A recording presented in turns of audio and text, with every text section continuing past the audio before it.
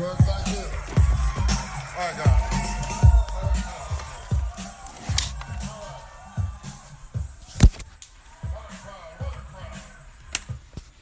Good evening, ladies and gentlemen. My name is Mr. Ebo Richards, and we're listening to CORP Exchange Radio. And what we have here is we have the non-for-profit organization called the New Empire of the Republic visiting with us, and they left a memo here, and we just got out of a luncheon with some people from the low affordable income housing here in Miami-Dade County, and our findings are interesting. What we've come up with is there's a big affordable housing crisis in the city of Miami. The rents are more than the mortgages by far, and what happens is only 1 in 4. There's two major programs. There is the Section 8 program, and then there's the taxpayers low income housing program. Well, both of these, the argument is the fraud between the low-income tax programs and the Section 8 program is just totally out of control. I mean, developers can cipher millions, tens of millions of dollars easily through the system. That doesn't even include the small ones. There's the Section 8 people, again, only 1 in 4 actually get Section 8. The problem with Miami is the inventory is so high that there's not many houses for sale. And the research proves this comes from the foreclosure crisis kicking people into this market. So, there's a big demand for housing rentals, but then the median mean for Miami-Dade County is $46,000. You're only supposed to pay, 30% of what you make to pay your mortgage or to pay your rent. So even on the upper scale, a lot of people can't afford the housing because in Miami-Dade or in the city of Miami, the rent is a lot more than one would expect. One way to fix this is, people say, well, even if you have an education, what happens is you still looking for a job. You get that law degree, but you're still looking for a job, and it's hard for you to afford the house while you're looking to afford good homing, so you might need help to get the housing. Well, many argue, as the neighborhoods are coming better and the quality of life is growing in Miami-Dade County, many would argue again that, you don't want low-income housing buildings, which are brand new. They have all the amenities, but they're up in the sky, and there's a give and take argument. Even though housing is a problem. The program it demands more regulation. It demands a lot of regulation from the government.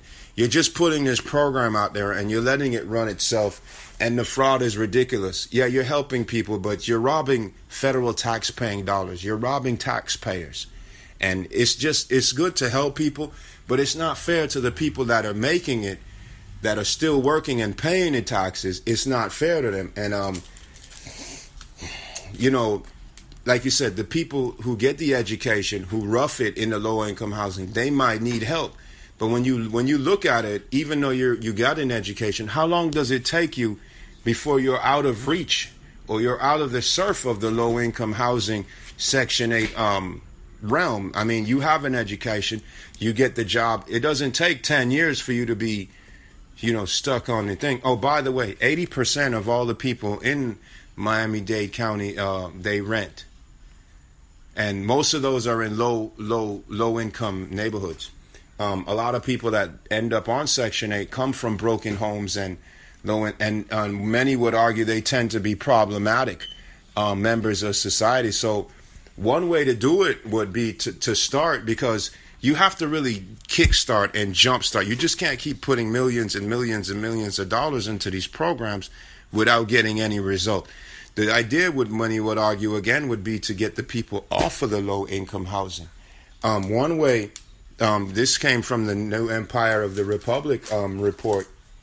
NEOR, a nonprofit organization that helps, advocate for, better communities in the United States of America, says the regulation would be and I quote, the regulation is begging for tenants of the programs who should be tested for illegal drugs and mental illness regularly.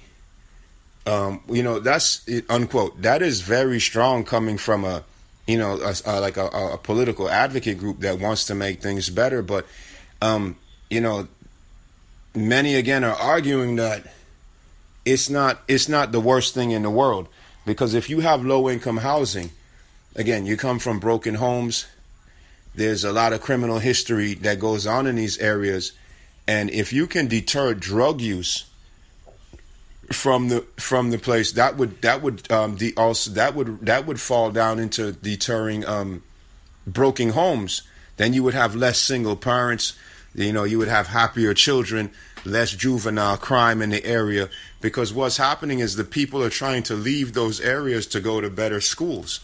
If you're sitting here and the government is paying for you and you're practically living free, even though there's a risk of you not being able to stay there, while you're there, you're comfortable. So those schools would be, many would argue again, would be better than or just as competitive as the upper or the suburban schools. No? So we the risk being that the Fed paying dollars affords the living and the affordability of the housing tenant, the tenant actually becomes the risk.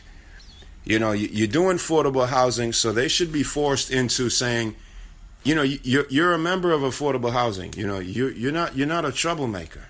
You should be involved with your community. You should be involved with your local home. You should be the homeowners association. You should be out advocating in the neighborhood, because when you're not working or when you're not looking for a job, you have free time on your hands. You should be doing something.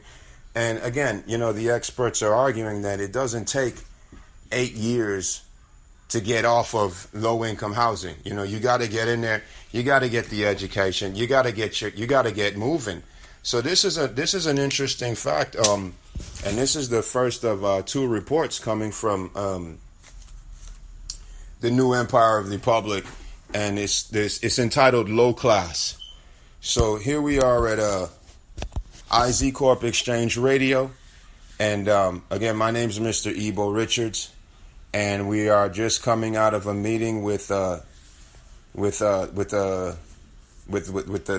Section 8 people and the tax-paying dollars, and we heard some good. We got some good feedback. It was a nice turnout.